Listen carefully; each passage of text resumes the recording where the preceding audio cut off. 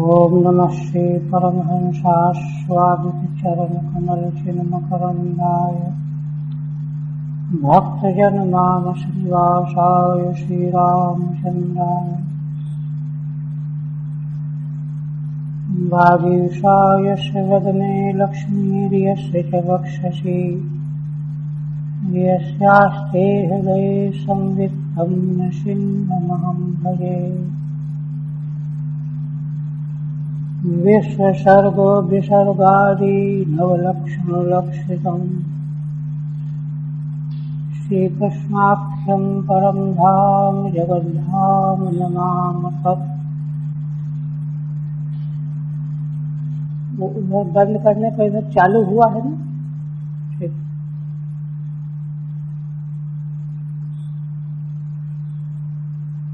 परम आदरणीय यति वृंद भक्त वृंद एवं श्रीमद् भागवत के एकादश स्कंध के अंतर्गत 19वां अध्याय पूर्ण हो गया।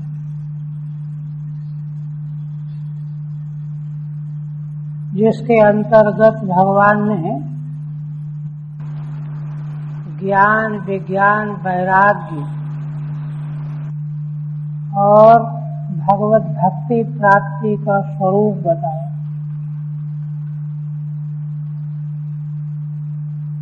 और साथ ही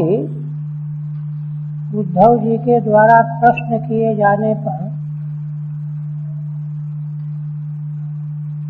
लगभग 35-36 प्रश्नों का भगवान ने समाधान किया। मोक्षोपयोगी तत्वों की परिभाषा उनका लक्षण बताया और उसके अंत में एक बात कहा कि समस्त पदार्थों के गुण दोष का कथन कोई कहाँ तक करेगा और कोई कहाँ तक उसको सुनेगा। संक्षेप में केवल यही समझ लेना चाहिए, समझना चाहिए। गुण दोष दृशिर दोषो गुणस्तु भय वर्जितः।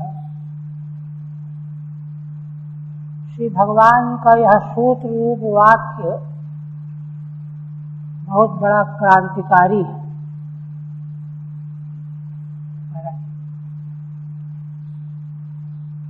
जैसे ब्रह्म सूत्र के भाष्य में भाष्यकार का वचन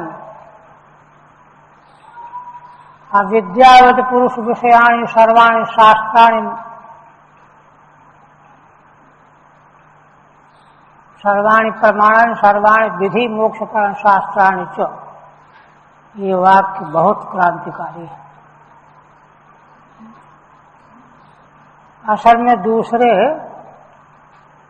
दार्शनिक प्रस्थान वाले इसी वाक्य से घबरा गए, जैसे कि उनको कोई वज्राघात कर दिया गया। सब कुछ अविद्या में कह दिया गया।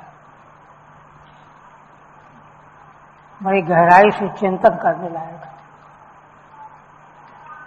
और इसी पर वे इतने नाराज हुए कि शांकर भाष्य का पूरी तरह से निराकरण करने का संकल्प कर रहे।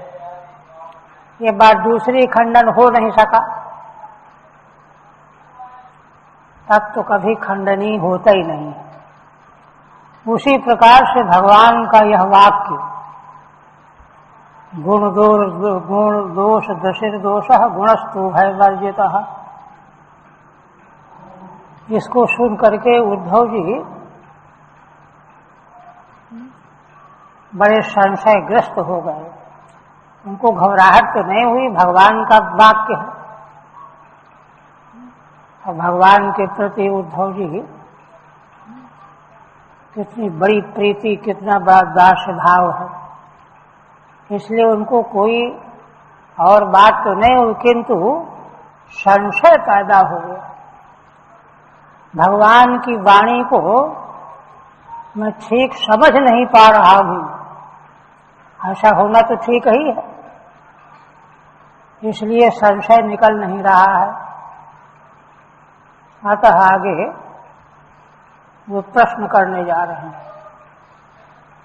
आगे के 2 अध्याय समग्र साध्य साधन के स्वरूप का बहुत ही प्रांजल विवेचन किया गया है। सुस्पष्ट ऐसा प्रांजल विवेचन अन्यत्र मिलता नहीं, एक जगह यहां संग्रहित है। किंतु देखिए यहां पहले जो सूत्रभूत वाक्य है, इसके मूल का मौलिक दर्शन क्या है?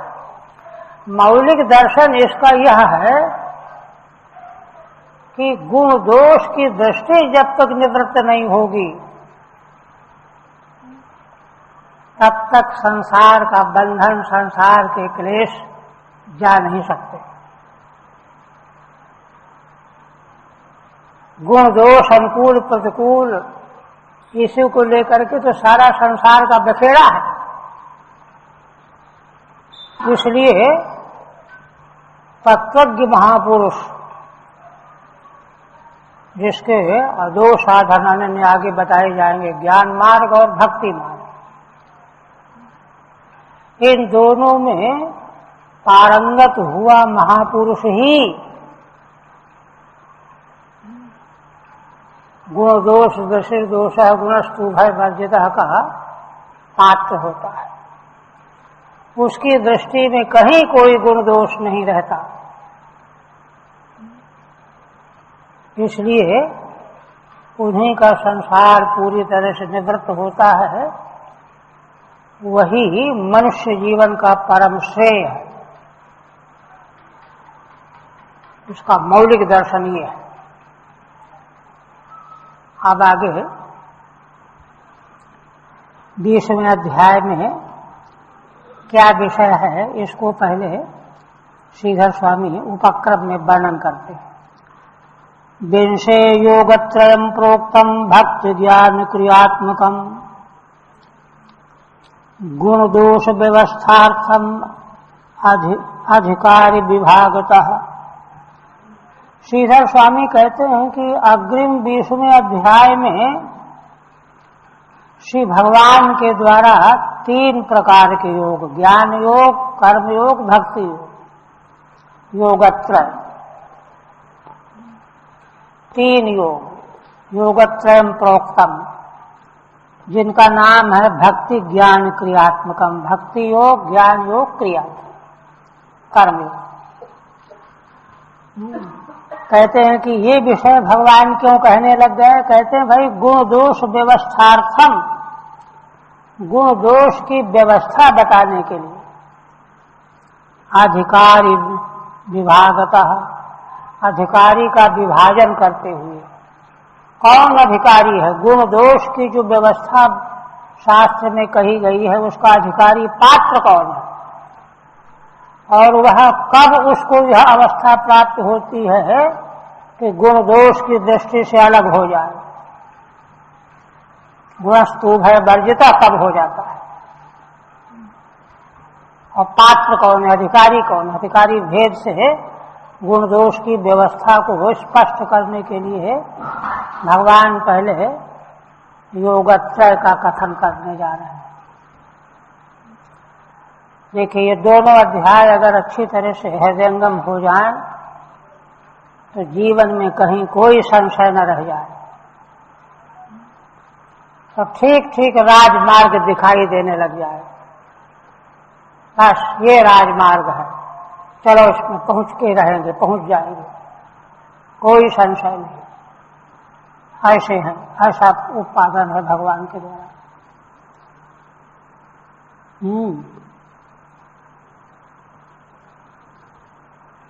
अच्छा आप देखिए,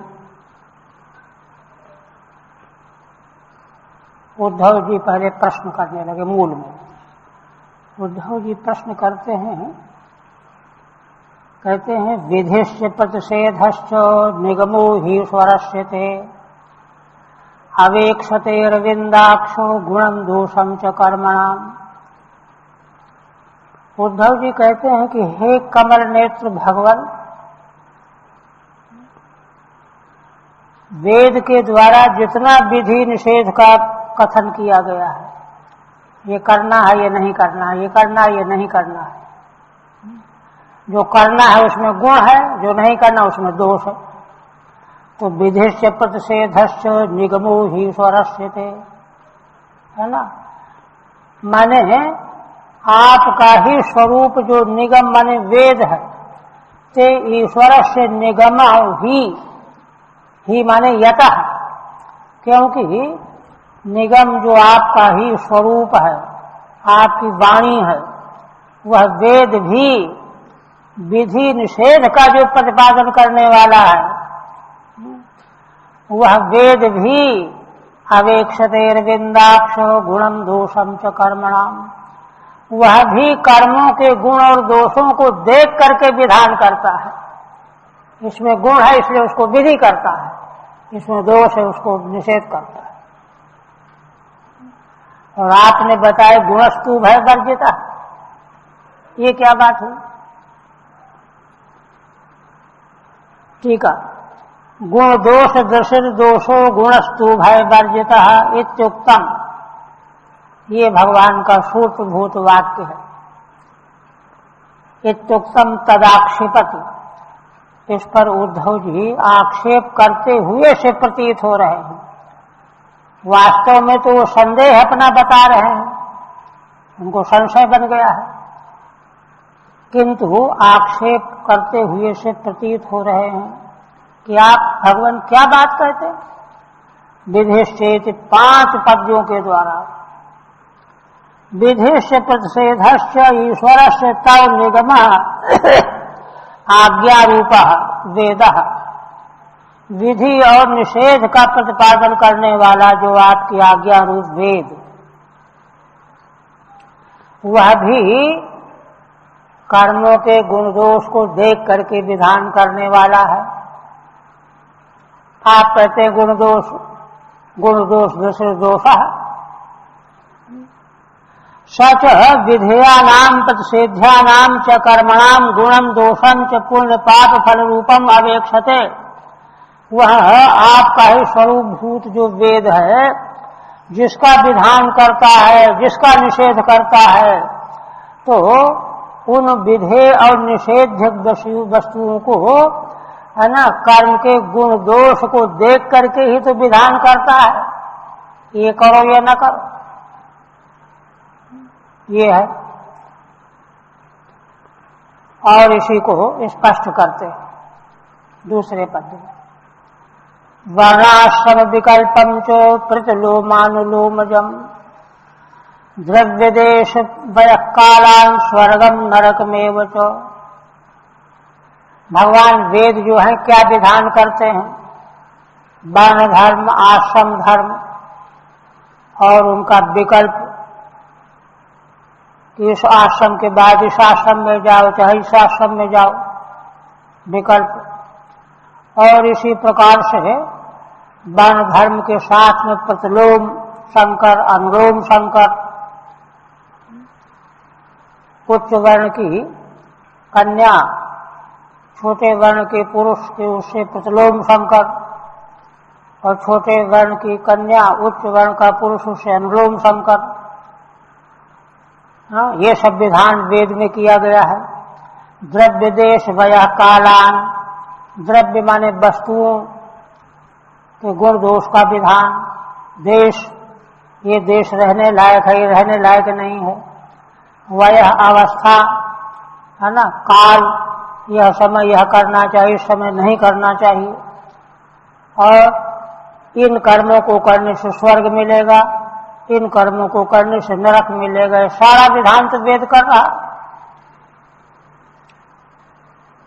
ठीक है, उत्तमाधम भावेन तद अधिकारिणाम वर्णानाम आश्रमाणाम विकल्पम भेदम, उत्तम और अधम भेद से विवेचन करके जो उत्तम अधिकारी है उनका धर्म, जो अधम अधिकारी है उनका धर्म, वर्ण और आश्रमों का धर्म, है ना, उनका विकल्प और एकदम भेद अंतर, गुण दोष रूपम अवेक्षते, यह सारा विधान जो वेदों में है वह गुण दोष रूप को देख करके ही वेद में किया गया है। इसी प्रकार से प्रतिलोमानुलोमजं च गुणम दोषम च तथैवावेक्षते, प्रतिलोम विरुद्ध संकर, अनुलोम दोनों प्रकार का संकर। प्रतिलोमजा उत्तम वर्णासु स्त्रीषु हीन वर्णेभ्यः पुरुषेभ्यो जाता, उत्तम वर्ण की स्त्रियों में हीन वर्ण के द्वारा उत्पन्न, जैसे सूत वैदेह का दया, इनका सबका स्मृतियों में निरूपण किया गया है ना। ब्राह्मण कन्या हो, क्षत्रिय जो है पिता हो तो उससे सूत जाति, वैश्य यदि हो पिता तो वैदेह जाति। ये प्रतिलोम संकर है। अनुलोम संकर क्या है?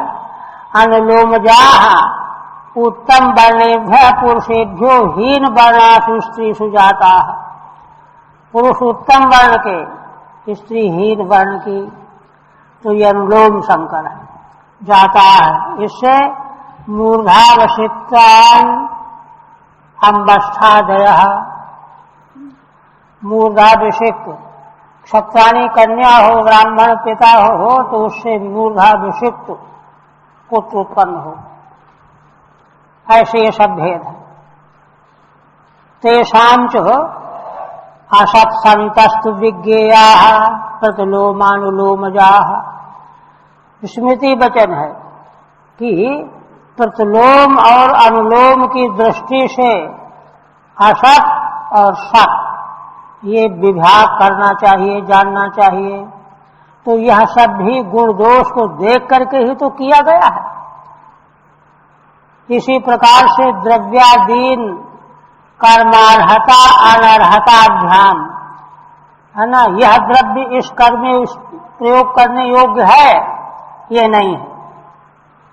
जैसे यज्ञ में यव का उपयोग होगा दूसरे अन्न कर्म में, अर्हता और अनर्हता, स्वर्गम नरकम च, अमुक कर्म स्वर्ग देने वाला है, अमुक कर्म नरक ले जाने वाला है। तत्फलतया गुण दोष रूपमेवावेक्षते, ये जो स्वर्ग नरक रूप फल हैं तो इनके साधनों को गुण दोष की दृष्टि से ही तो साधनों का भेद विधान है। एतच्च उत्तराध्याये प्रपंचयिष्यते, यह बात स्वयं भगवान आगे वाले अध्याय में, माने 21वें अध्याय में विस्तार से बताएंगे। अब इसके बाद फिर उद्धव जी कहने लगे, गुण दोष भिदा दृष्टिर्मंतरेण बचस्तव निशेषम कथम नृणाम निषेध विधि लक्षणम। उद्धव जी पुनः कहने लगे कि भगवान, अगर वेद के मार्ग पर चलने वाले, वेदाज्ञा का अनुष्ठान पालन करने वाले गुण दोष भेद को दृष्टि में न रखेंगे, छोड़ देंगे, आंख मूंद के करते रहेंगे जो कर रहे हैं, जबकि यह बात जो है आपकी वाणी रूप वेद के द्वारा बताई गई है। माने अभिप्राय यह है कि आपकी वाणी वेद के बिना गुण दोष मूलक विधि निषेध कोई जान ही नहीं सकता। जब जान ही नहीं सकता तो क्या करे क्या न करे, ये भेद ज्ञान कहां से होगा? और जब भेद ज्ञान नहीं होगा तो निश्रेयस कहां से प्राप्त होगा? परम कल्याण की प्राप्ति कैसे हो सकती है? परम कल्याण की प्राप्ति का मार्ग तो वेद मार्ग पर चलने से ही मिलेगा। वह वेद मार्ग विधि निषेध जो है गुण कर्म गुण भेद गुण दोष को भेद देख करके प्रतिपादन करने वाला है, उसी के द्वारा मनुष्य मात्र को ज्ञान होता है। उसके अनुसार आचरण करने पर निशेष प्राप्त होता है। निशेषम कथम निर्णाम, अगर वह माना ही न जाए उस भेद को देखा ही नहीं, तो मनुष्य को कल्याण कैसे प्राप्त होगा? असंभव हो जाएगा। अथम निषिन्नाम निषेध विधि लक्षणम। क्यों? वेदों ने जो निःश्रेष का मार्ग बताया है वह यह नहीं करना, यह करना, निषेध और विधि। क्यों निषेध? क्योंकि दोष है उसमें। क्यों विधान? गुण है उसमें। गुण दोष को देख करके वेद के द्वारा विधि निषेध का विधान किया गया है, और जो मनुष्य उसको मान करके चलता है उसी को निःशेष की प्राप्ति होती है। अब अगर कोई इनका देखना ही बंद कर देगा तो निःशेष कैसे प्राप्त कर पावेगा? ठीक है। तथापि प्रस्तुते किम आयातम। कहते हैं ठीक है ना, जो है वेदों ने गुण दोष का दृष्टि रख करके विधि निषेध का विधान किया, लेकिन प्रकृति में बात आई क्या? प्रकृति में आप क्या कहना चाहते हैं? तथापि प्रस्तुते किम आयातम। प्रस्तुत बात के संदर्भ में आप क्या कहना चाहते? अतः गुण दोषेति। इस पर कहते हैं गुण दोष दृशिर दोषाइति। अगर गुण दोष की दृष्टि होना दोष ही है तब तो कोई गुण दोष देखेगा ही नहीं। देखेगा नहीं तो क्या आचरण करेगा? विधि निषेध का आचरण तो करेगा नहीं, तो कल्याण कैसे होगा? निषेध की प्राप्ति कैसे होगी? निराकृतत्वाद गुण दोष भेदा दृष्टिमंतरेण। गुण दोष का देखना अगर दोष कह दिया गया है तो देखना लोग बंद कर देंगे, आंख मूंद देंगे, भाई गुण दोष मत देखो। तो उसके बिना निराकरण कर देने से गुण दोष भेदा दृष्टिमंतरेण, गुण दोष भेद दृष्टि के बिना, है ना, काम बिना निषेध विधि लक्षणम कर्म कांड गतम, उसके बिना निषेध और विधि ये लक्षण है वेद वाक्यों के। किसी में निषेध है, किसी में विधान है। यह जो आपका वेद वाक्य है कर्मकांडगत, तव बचा कथम संगच्छते, तब यह आपकी वाणी वेद की संगति क्या होगी? क्योंकि लोगों ने तो मुंह फेर लिया है, गुण दोष देखना ही नहीं है। तच्च बचोन्तरण नृणाम निशेषम कथम स्यात्। और आपकी वाणी रूप वेद का आश्रय लिए बिना मनुष्य जो है निश्चय को कैसे प्राप्त कर पावेगा? ये प्रश्न है, ये कठिनाई आएगी। क्यों? देखो तत्रापि श्रोतव्यो मंतव्य इति। वेद भगवान साधन बताते हैं, है ना, तत्व का श्रवण करो, मनन करो, निधिध्यासन करो। श्रोतव्यो मंतव्य इति साधन विधे। एक तो साधन विधि है, ये करो, ये करो। और निषेध क्या है? नानुध्यायेत बहून शब्दान वाचो विगलापनम हितत्, है ना। उपनिषद की श्रुति कहती है, अरे भाई बहुत ज्यादा शब्दों का अध्ययन करने में मत पड़े रहो, क्योंकि वाणी का विगलापन मात्र है। निषेध कर रहा है तो वेद वाक्य कुछ विधान कर रहा है, कहीं निषेध कर रहा है। अब गुण दोष को तुम जो देखना बंद किए हुए हो तो विधि निषेध को क्यों देखोगे? इति ही तत् इत्यादि निषेधस्य चावश्यकत्वादिति भावः, है ना। तो माने विधि भी आवश्यक हो गई, निषेध भी आवश्यक हो गया कल्याण प्राप्त करने के लिए। किंतु यदि व्यक्ति देखना बंद करेगा तो कैसे कल्याण प्राप्त होगा? अथवा दूसरी तरह से व्याख्या करते हैं, यद्वा अन्य बदल रहे हैं। गुण दोष भेदा दृष्टि रूपम। गुण दोष के भेद दृष्टि रूप ही निषेध और विधि का विधान है। ये न करो, ये करो, ये क्यों है? गुण दोष के भेद को देख करके वेद ने विधान किया है ना। तव वचः, यही आपकी वाणी है। तव वचः बिना सामानाधिकरण्य में वास्तु। आपकी वाणी के बिना, है ना, निशेष की प्राप्ति कैसे होगी? माने इसमें दोनों में समान व्यक्तिगत मान करके अभेदान्वय कर दिया श्रीधर स्वामी ने, बचा बिना। तीसरी व्याख्या और करते हैं, यद्वा गुण दोष भेदा दृष्टि मंतरेण, ये व्यधिकरण से अन्वय है।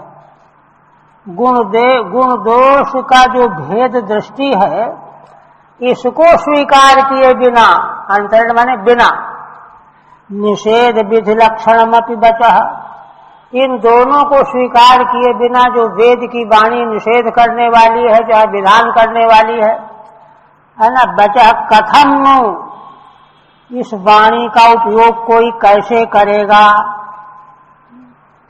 कोई कहे कि हम क्यों करें, निषेध क्यों माने, विधि क्यों माने, क्या जवाब देंगे। कथम तत्वमस्यादि वाक्यवल निःश्रेयस परम स्यात्, तत्वमसी आदि वाक्य जो हैं वेद के, ये निषेध का साक्षात विधान करने वाले हैं। अब तुम तो विधि निषेध की परवाह ही नहीं करते हो, है ना। अब वेद चिल्ला रहा है तो कहने दो, हमको नहीं सुनना है, तो कैसे कल्याण हो जाएगा, है ना। निःश्रेयस परम कथम स्यात्, सर्वस्य वेदस्य तत्परत्वांगीकारादित्यर्थः, क्योंकि समग्र वेद तीनों कांड वाला विधि निषेध के विधान के द्वारा वह अंतिम में परम निशेष का साक्षात्कार कराने के लिए, वही उसका पर्यवसान, निवृत्त पर्यवसायी वेद है। फिर कहते हैं कि देखो, देवता लोग तो सर्वज्ञ होते हैं, है ना। हम लोग विधि निषेध में दृष्टि नहीं भी ले जाएंगे तो देवता लोग कान पकड़ के हमको बता देंगे, देखो ये करो ये न करो, इसलिए काम चल जाएगा, वैसे ही हम करने लगेंगे। इस पर क्या कहते हैं, है ना। पितृदेव मनुष्याणाम वेदश्चक्षुस्तवेश्वर श्रेयस्त्वनुपलब्धेर्थे साध्य साधनयोरपि, है ना। उद्धव जी महाराज कहते हैं कि भगवान, इस प्रकार से रास्ता निकालना संभव नहीं है कि सर्वज्ञ देवता सब जानते हैं कि कल्याण किसमें है किसमें नहीं है, तो उनकी आज्ञा मान करके हम लोग लग जाएंगे। कहते क्यों, पितृदेव मनुष्याणाम वेदश्चक्षुस्तवेश्वर, हे भगवान, पितरों के लिए, देवताओं के लिए, मनुष्यों के लिए, तीनों के लिए वेद ही उनको देखने का नेत्र है। वेद के बिना न देवता देख सकता है, न पितृ देख सकते हैं, न मनुष्य देख सकता है। वेद के द्वारा ही ये सब देखने वाले हैं, समझने वाले हैं। अपने आप में सर्वज्ञता किसी में नहीं है। सर्वज्ञ जो साधन के द्वारा सर्वज्ञता प्राप्त करने वाले, वे भी सर्वज्ञता के साधनों का वेद के द्वारा उनको ज्ञान हुआ, वैसा अनुष्ठान करके सर्वज्ञ हो गए। इसलिए वेद के बिना पितृ देवता मनुष्य कोई सर्वज्ञ नहीं हो सकता। वेद ही अंतिम मार्ग है। तवेश्वर श्रेयस्त्वनुपलब्धेर्थे साध्य साधनयोरपि, क्यों ऐसा क्यों कहते हो। कहते हैं कि देखो, है ना, श्रेय माने कल्याण। अब कल्याण जो है ना, कोई कहे कि देखो हम कल्याण ले आए हैं, तुम भी देख लो, तो ऐसा तो कोई दिखा तो रहा नहीं है। कल्याण कोई वस्तु जेब में रखने की या सिर में लेकर के चलने की थोड़ी है, सर्वथा अज्ञात है। भ्रांति से भ्रांत होकर के सारा संसार भटक तो रहा है आज तक, कि मिला किसी को कल्याण। श्रेय तत्व जो है सर्वथा अज्ञात है। संसारी जीव स्वयं नहीं जानता कि श्रेय किस मार्ग पर चलने पर मिलेगा, और उसका साधन भी नहीं जानता। ना तो फल रूप श्रेय जानता है, न उसका साधन जानता है। साध्य साधन दोनों अनुपलब्ध हैं। वेद भगवान के बिना देवता पितृ मनुष्य कोई भी साध्य साधन को जान ही नहीं सकते। ये देखिए वैदिक सनातन मार्ग क्या है। साध्य साधनयोरपि, साध्य माने श्रेय और साधन माने उसका उपाय मार्ग, इन दोनों अनुपलब्ध हैं।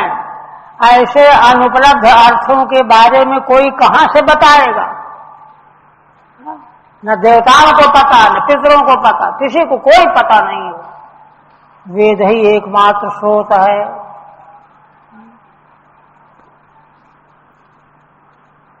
ठीक है। ननु पितरो देवाश्च सर्वज्ञा, देखिए वही प्रश्न उठा रहे हैं टीका में। कोई प्रश्न करे कि अरे पितृगण तो सर्वज्ञ हैं, देवता सर्वज्ञ हैं, प्रत्यक्षतो दृष्ट्वा मनुष्येभ्यः कथयिष्यन्ति, वे श्रेय को देख लेंगे अपनी आंखों से, मनुष्यों को बता देंगे कि ये करो। कहते नेत्या, ऐसा कभी संभव नहीं है। क्यों? पित्रादि नाम सर्वेषाम तद्वाक्य रूपो वेदेव तु श्रेयः श्रेष्ठम चक्षु प्रमापकम। पितृ देवता मनुष्य सभी के लिए आपका वाक्य रूप जो वेद है वही श्रेय के लिए श्रेष्ठ प्रमाण है। उसके बिना कोई जान ही नहीं सकता। और मनगढ़ंत को श्रेय की कल्पना करके भटकता रहे, करोड़ों जन बीत जाएंगे। प्रमापकम कहते क्वा, कहां पर? अनुपलब्धे अर्थे मोक्षे स्वर्गादौ च, जो अनुपलब्ध अर्थ है, न हमको श्रेय का पता है फल और न उसके साधन का पता है। वो क्या है? मोक्ष और स्वर्ग आदि। स्वर्ग आदि का भी तो कोई पता नहीं है, वेद ही के द्वारा तो जानते हैं। तथा साध्य साधन यो इदम अस्य साध्यम, माने अनुपलब्ध मोक्ष और स्वर्ग आदि का पता नहीं, वेद के बिना कोई जान नहीं सकता। इसी प्रकार से साध्य साधन भी, साध्य साधन यो इदम अस्य साध्यम, यह इस साधन का साध्य है और इस साधन का यह साध्य है, इस साध्य का यह साधन है। इदमस्य साधनम इत्यत्रापि वेदेव प्रमाणम तदेवं गुणदोष दृष्ट भावे निशेषम न घटेत। इस प्रकार से सिद्ध हो गई बात, गुण दोष की दृष्टि को सुरक्षित बनाए बिना, पक्के तौर पर समझे बिना, है ना, कोई निशेष नहीं प्राप्त कर सकता। पितृ देवताओं के द्वारा कोई काम बनने वाला नहीं है। फिर इसके बाद देखिए अंतिम, अब प्रश्न कहां पर है? प्रश्न का परिवसान यहां है। कहते हैं कि भगवान गुण दोष भिदा दृष्टि निगमाते नहीं स्वतः निगमेनापवादश्च भिदाया इति भ्रम। उद्धव जी कहते हैं कि भगवान मेरा संशय कहां है? आप सुनिए, गुण दोष के भेद की दृष्टि का ज्ञान तो वेद के द्वारा होगा, वेद बता रहा है, उसकी अवहेलना कोई नहीं कर सकता, नहीं तो श्रेय प्राप्त नहीं होगा। ये तो सिद्ध हो चुका है ना। न स्वतः, स्वयं किसी को न तो ज्ञान हो सकता है और न उससे लाभ हो सकता है ना। निगमेनापवादस्य, लेकिन सबसे बड़े आश्चर्य की बात यह है कि वही निगम ही वेद ही अपवाद भी कह रहा है, गुण दोष की दृष्टि का वाद भी कर रहा है। अध्यारोप और अपवाद, वेदांत शास्त्र ही अध्यारोपापवादाभ्याम निष्प्रपंच प्रपंचते। निगमेनापवादश्च भेदाया इति भ्रम, उस माने जिस भेद को लेकर चले बिना कल्याण मिलने वाला नहीं, वही वेद ही समग्र गुण दोष के भेद का अपवाद भी कर रहा है। नहीं, कुछ नहीं है, कुछ है ही नहीं। ने नानास्य किंचन, नाना यहां कुछ है नहीं। अब ये संशय का कारण बन गया। इति भ्रमा, ये भ्रम है मेरे भीतर। ठीक है।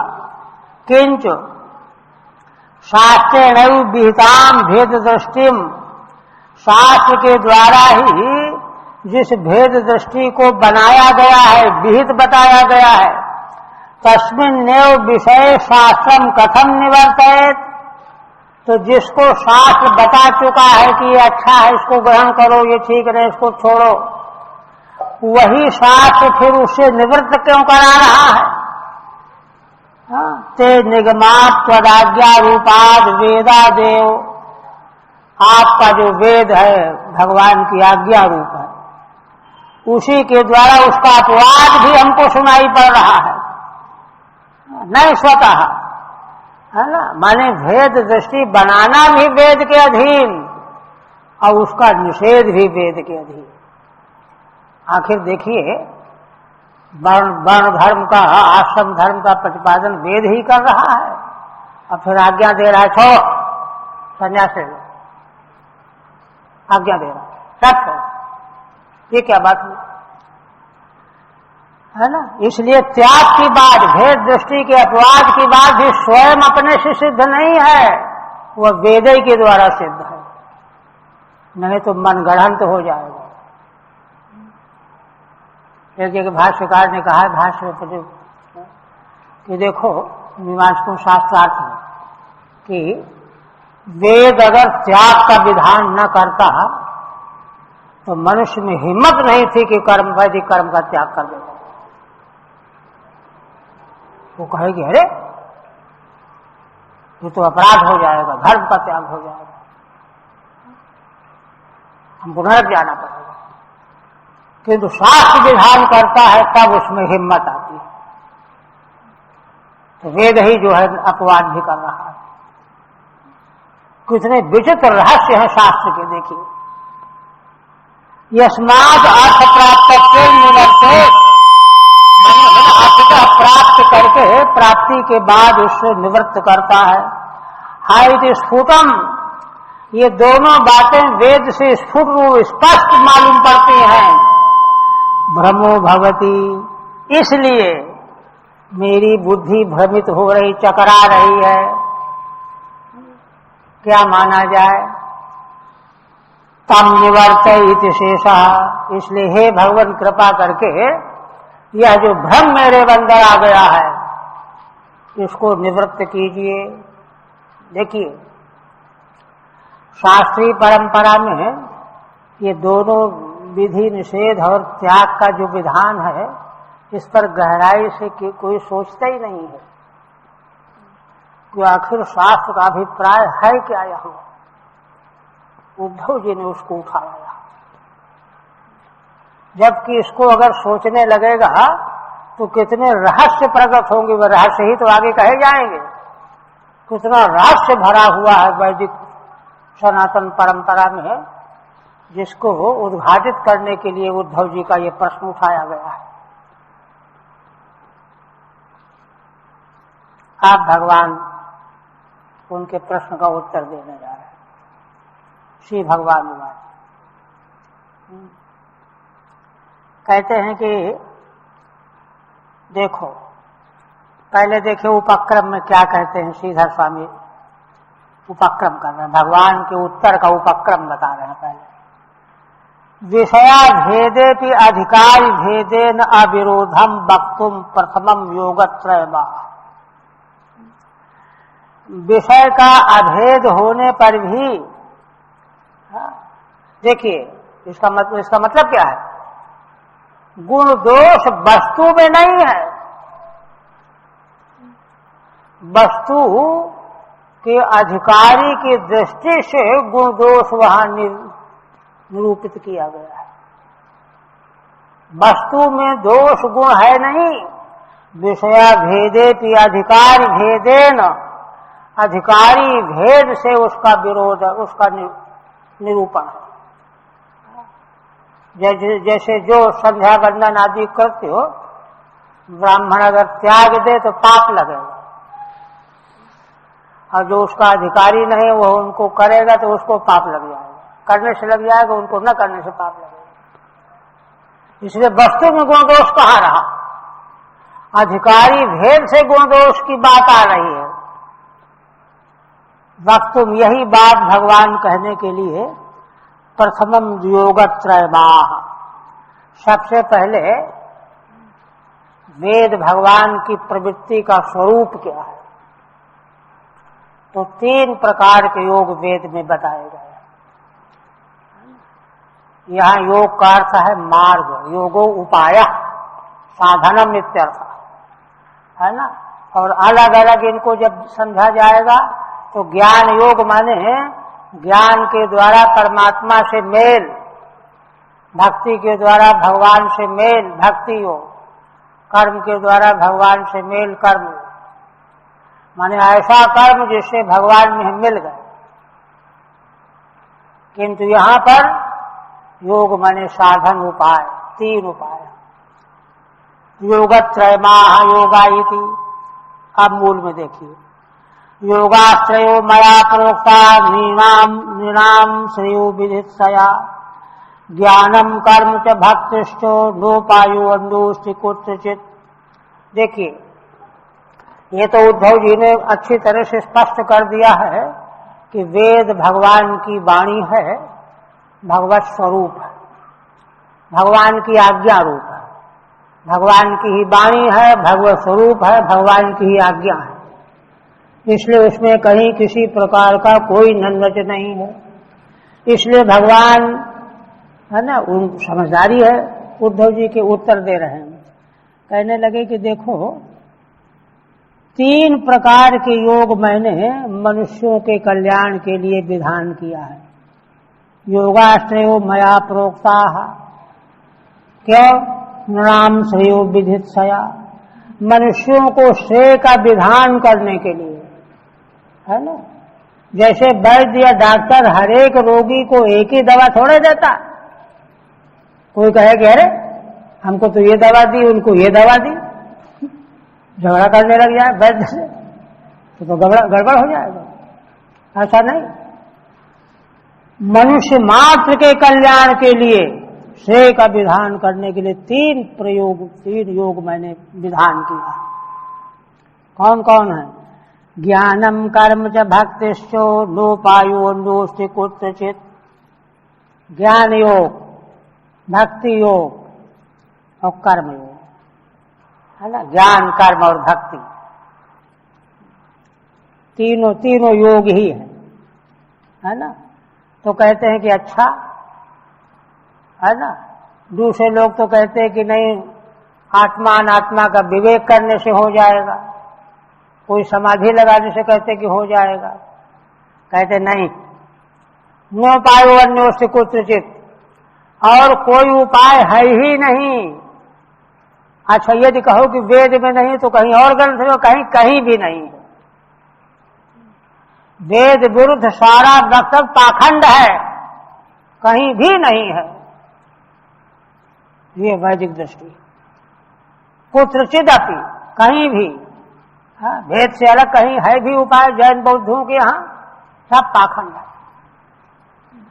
नोपायो अन्योष्टि कुत्रचित्। वही टीका में कहते हैं योगायिति, योगा उपायाः ब्रह्म कर्म देवता कांड ही प्रोक्ता। 3 कांड है ना वेद के, ब्रह्म कांड वही ज्ञान कांड है, कर्म कांड वही कर्म योग है, देवता कांड भक्ति योग है। 3 कांडों के द्वारा 3 प्रकार के मार्ग भगवान ने उपदेश किया है वेद में।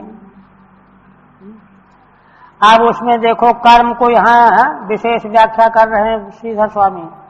कर्म च निष्कामम, वेद में जो कर्म का विधान है इसको अच्छी तरह याद रखिए, आगे तक आगे अध्याय तक इसकी आवश्यकता पड़ेगी स्पष्ट करने के लिए, है ना। 3 उपाय है ना। तो कर्म क्या है? कर्म च निष्कामम। अब कर्म तो जो है सकाम भी होता है, किंतु भगवान ने जो कर्म योग उपाय बताया है, उपदेश किया है वेद में, वह निष्काम कर्म योग की दृष्टि है। श्रेयो विधित सया, श्रेय का विधान करने की इच्छा से, मोक्ष साधन इच्छा, मोक्ष साधन की इच्छा से, अन्य उपायो नास्ति इति, अन्य कोई उपाय है नहीं।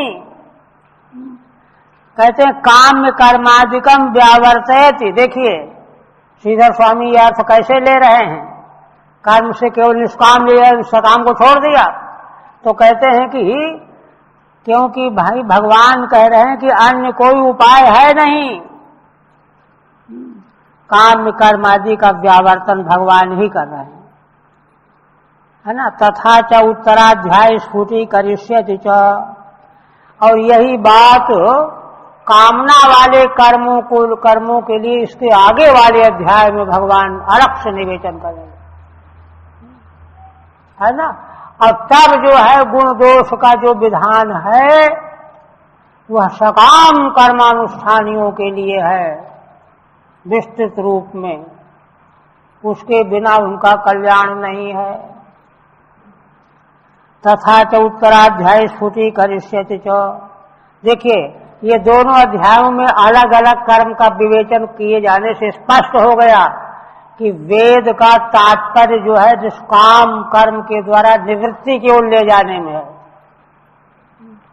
प्रवृत्ति तो बीमारी है, बीमारी का इलाज कह लीजिए, प्रवृत्ति वेद के द्वारा प्रतिपाद्य नहीं है, निवृत्त परिवसायी वेद है। स्फुटी करिष्यति च, यह बात अग्रिम अध्याय में स्पष्ट हो जाएगी मूल में ही। आप देखिए कहते हैं कि अब 3 के अधिकारी कौन कौन है, बहुत दिव्य। भगवान कहते हैं निर्विण्णानाम ज्ञान योगो न्यासिनाम ही कर्मसु। देखिए वैदिक परंपरा के भगवान कितने कारुणिक हैं, संसार के कल्याण के लिए अवतार लेकर के आए, और अवतार लेकर के ही नहीं आए, सारी बात अत से इत तक जो है समझा रहे हैं। समझो बात को, है किसी संप्रदाय परंपरा में ऐसा कहीं? संसार के जितने भी धर्म दूसरे जो मार्ग हैं, किंतु वैदिक परंपरा के भगवान की महिमा है। क्या कहते हैं? निर्विण्णानाम ज्ञान योगो न्यासिनाम ही कर्मसु। भगवान कहते हैं कि देखो उद्धव जी, जो इह माने संसार में जो कर्मों का त्याग करना चाहते हैं, त्याग क्यों करना चाहते हैं? क्योंकि उनके मन में निर्विण्ण माने वैराग्य है, उनको संसार के कोई फल नहीं चाहिए, परलोक के फल भी नहीं चाहिए। लोक परलोक संसार के फलों से जो विरक्त है, निर्विण्ण माने विरक्त है, क्या करेंगे? हमको किम प्रजा करिष्यामो ये शाम नोय मात्मायम लोका, श्रुति कहती है। अरे हमको क्या संतान लेकर के करना है ना? किम कर्मणा किम प्रजा किम धनेन त्यागे नैके नम्रदत्त मानसु।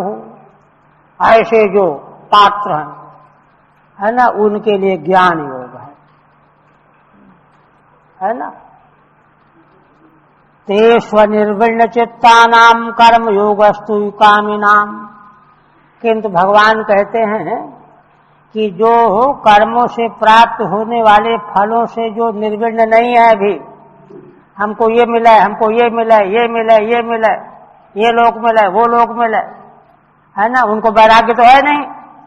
अनिर्विण्ण चित्त है जिनका, संसार के फल भोग हमको ये भी चाहिए, ये भी चाहिए, ये भी चाहिए, है ना। ऐसे जो कामना वाले हैं उनके लिए कर्म योग है, कर्म योग है कि भाई अगर तुम नहीं मानते हो तो चलो, क्योंकि अगर वेद भगवान उन साधनों का विधान न करते, काम्य कर्म के साधनों का फलों को पाने के लिए, तो व्यक्ति चोरी चमारी करने लगता, हत्या करने लगता, लूट घसोट करने लगता, छीना झपटी करने लगता, समाज की व्यवस्था बिगड़ जाती। इसलिए कि भाई ये मानेंगे नहीं, इनको साधन बताओ, साधन के द्वारा प्राप्त करेंगे तो चोरी चमारी से बचेंगे, संसार की व्यवस्था बनी रहेगी, इसीलिए देखिए वेद का प्रथम प्राकट्य हुआ है संसार की रक्षा के लिए। तो कर्म योग योग कामी नाम। आप टीका देखिए, तेषु अधिकार भेद माह, अधिकारी भेद बता रहे हैं तीनों साधनों के लिए। निर्विण्णा नाम द्वाभ्याम, 2 श्लोकों से। यह ऐसाम मध्य कर्मसु निर्विण्णा नाम, है ना। इन तीनों साधनों के बीच में जो कर्मों से निर्विण्ण है, उदासीन है, नहीं नहीं हमको कुछ नहीं चाहिए, क्यों? निर्विण्ण कौन होंगे? दुख में सर्वम विवेकिनः परिणाम ताप निभत्वात् गुणवृत्ति विरोधाच दुख में सर्वम विवेकिनः। ये जिनको साक्षात अनुभव प्राप्त हो चुका है, दुख बुद्धिया तत्फलेषु विरक्ता नाम, इन कर्मों के फल जो हैं सब दुखमय ही हैं है ना। स्वर्ग आदिकों को भी नरक जैसा ही दुख रूप माना गया है तत्फलेषु विरक्ता नाम अतएव तत्साधन भूत कर्म न्यासी नाम ज्ञान योगा। इसलिए उनके साधन भूत जो कर्म का त्याग करने वाले हैं, वैराग्य होगा तो कर्म त्याग करेंगे ही, उनके लिए ज्ञान योग है, सिद्धि देने वाला सिद्धितः इति उत्तरेणान्वयः। ऐसा आगे के क्रिया में अन्वय हो जाएगा।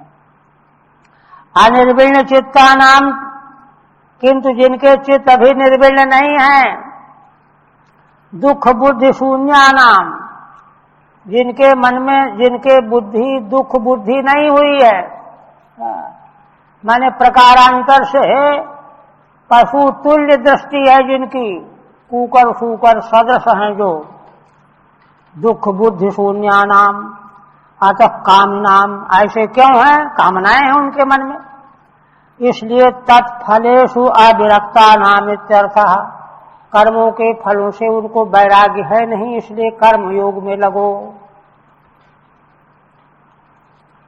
अच्छा, आप देखिए भक्ति योग के लिए भगवान क्या कहते हैं। तीसरा, यदृच्छया मत कथादौ जात श्रद्धस्तु यः पुमान् ना निर्विण्णो नाति शक्तो भक्ति योगो से सिद्धिदा। देखिए भगवान कहते हैं कि ऐसे जो मनुष्य हैं जिनकी यदच्छया जन्म जन्मांतर के पुण्य प्रताप के प्रभाव से भगवान की कथाओं में जिनका मन लग गया है। हम तो भगवान की लीला कथा सुनेंगे, श्रद्धा हो गई है, जात श्रद्धा सुया पुमान, ऐसे व्यक्ति के लिए ना निर्विण्णो नाच सकता, क्यों?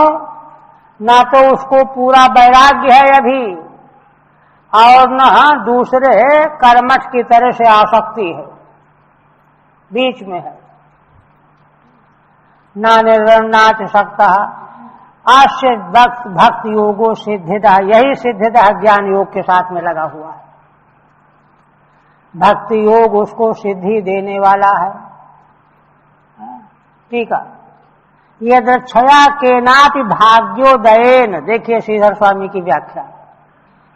यदृच्छया का मतलब श्रीमद् भगवद गीता के 3 अध्याय में मधुसूदन जी ने, क्या नाम है उनकी टीका का, तात्पर्य दीपिका टीका नाम है, उसमें इतना विलक्षण प्रतिपादन किया है। भगवत कृपा का स्रोत कोई जान नहीं सकता, ऐसे उदाहरण दिए उन्होंने, दृष्टांत दिए। कब किस समय किसके ऊपर भगवान की कृपा की प्राप्ति हो जाए, कृपा की दृष्टि मिल जाए, उसका जीवन तत्क्षण बदल जाए, इसको कोई जान नहीं सकता। उसी अहेतुकी अनायासेन अकस्मात भगवान के अनुग्रह का पात्र जो बन गया है, उसी को व्यक्त करने के लिए दृच्छया शब्द का प्रयोग है। गोस्वामी जी मनुष्य देह की प्राप्ति का हेतु बताते हैं। कबहू का कर करुणा नर देही, जब कभी अकस्मात देत ईश बिन हेतु सनेही, क्योंकि भगवान तो ऐसा स्नेह करने वाले हैं, कोई कारण हो तब स्नेह करते, ऐसा नहीं बिना हेतु के अरे इसने पूजा नहीं किया इसलिए इसका स्नेह न करे, ऐसा नहीं। देत ईश बिन हेतु सनेही, मनुष्य जीवन दे देते हैं। उसी तरह से यदृच्छा शब्द का वही अर्थ है, भगवत कृपा जिसको सुलभ हो गई है तो उसका लक्षण क्या है, भगवान की मंगलमयी कथाओं में उसको श्रद्धा हो जाएगी। ऐसा जो मनुष्य है बहुत भाग्यशाली व्यक्ति के लिए है, ये ऊंची चीज है ना। मधुसूदन जी ने बहुत विस्तार से विवेचन किया भगवत कृपा। ऐसा जो मनुष्य है वो कैसा होता है, न निर्विण्ण है ना, उसको ऐसा पूरा वैराग्य नहीं है, नाच सकता न दूसरों की तरह से बहुत आसक्त ही है। भक्ति योगो अश सिद्धितः, ऐसे पुरुष के लिए भगवान का तीसरा मार्ग भक्ति योग है। ठीक है, यदक्षया केनापि भाग्योदयेन तत्र काम्य कर्म सुप्रवर्तमानस्य, देखिए विश्लेषण करते हैं, जो कामना वाले कर्मों में लगे हुए हैं वे तो सर्वात्मना विधि प्रषेधाधिकारा, उनको तो पूरी तरह से विधि निषेध को लेकर के चलना पड़ेगा। ये बात अग्नि अध्याय में आएगी, किंतु यहाँ जो बात कही जा रही है उत्तराधिकारे बक्ष्यति निष्काम कर्म योगाधिकार नस्तु, किंतु जो निष्काम कर्म योग के अधिकारी हैं वे ही उनके लिए विधि निषेध का पालन यथाशक्ति विधान है, जितना हो सके उतना करो। सच ज्ञान भक्ति योगाधिकारात् प्रागेव, और यह भी अधिकार वेद ने ज्ञान योग की प्राप्ति के पहले और भक्ति योग की प्राप्ति के पहले कहा है। ज्ञान योग प्राप्त नहीं है तो है ना यथाशक्ति कर्म योग में चलो, भक्ति योग प्राप्त नहीं तो यथाशक्ति चलो। प्रागेव पहले, ज्ञान योग की प्राप्ति हो जाने पर फिर कर्म अनिवार्य नहीं है, भक्ति की प्राप्ति हो जाने पर फिर कर्म योग अनिवार्य नहीं है, दोनों के लिए अनिवार्य नहीं है। तदधिकृतयोस्तु स्वल्पः, जो दोनों में अधिकृत हैं, ज्ञान योग और भक्ति योग में अधिकृत हो गए, पारंगत हो गए, तो स्वल्प है, थोड़ा बहुत हो गया हो गया। पाभ्याम सिद्धानाम तो न किंचिदपि, लेकिन ज्ञान योग से जो ज्ञान सिद्धि प्राप्त हो गई, भक्ति योग से जो सिद्धि प्राप्त हो गई, उनके लिए तो कर्म योग का किंचित मात्र भी विधान नहीं है। ये खुलासा किया। ताभ्याम सिद्धानाम माने दोनों सिद्ध हो चुके अब, न किंचिदपि, और ऐसे महान पुरुषों के लिए गुण दोष दृष्टि फिर नहीं रह जाती है। गुणस्तु भय वर्जिता, ये सूत्र उनके लिए है। ज्ञान योग और भक्ति योग में जो सिद्ध पुरुष है, अभिप्राय ये जो है भगवान का है। अच्छा, अब देखिए किस प्रकार से ज्ञान योग की ओर व्यक्ति बढ़ेगा, कैसे। बहुत दिव्य प्रतिपादन है भगवान का। तावत् कर्माणि कुर्वीत न निर्विद्येत यावता, कहते हैं देखो वेद भगवान ने जो कर्म योग का विधान किया है उसको तब तक करते रहो, कब तक, यावता न निर्विद्येत, जब तक संसार के फल भोगों से वैराग्य न हो गया हो, चाहे लोक परलोक दोनों के। वैराग्य हो जाने पर कर्म करने की आवश्यकता नहीं रही। अथवा भक्ति मार्ग वाले के लिए क्या है, मत कथा श्रवणादौवा श्रद्धा यावन न जायते, चाहे तो ये हो गया हो, वैराग्य हो गया हो, अथवा भगवान की मंगलमयी कथा श्रवण करने में श्रद्धा उत्पन्न हो गई हो। यहीं तक सीमा है कर्म के विधान की। ठीक है, सावधिम कर्मयोग माह, कर्मयोग सावधि है, कब तक करना है उसकी अवधि है, तावदेति। 9 श्लोकों से ये बात कहेंगे। कर्माणि नित्य नैमित्तिकानि, नित्य नैमित्तिक कर्म करो, यावत माने जब तक वैराग्य न हो जाए, निर्वेद न प्राप्त हो जाए, अथवा भगवान की मंगलमयी कथाओं में मन लग न गया हो। फिर कहते हैं स्वधर्मस्थ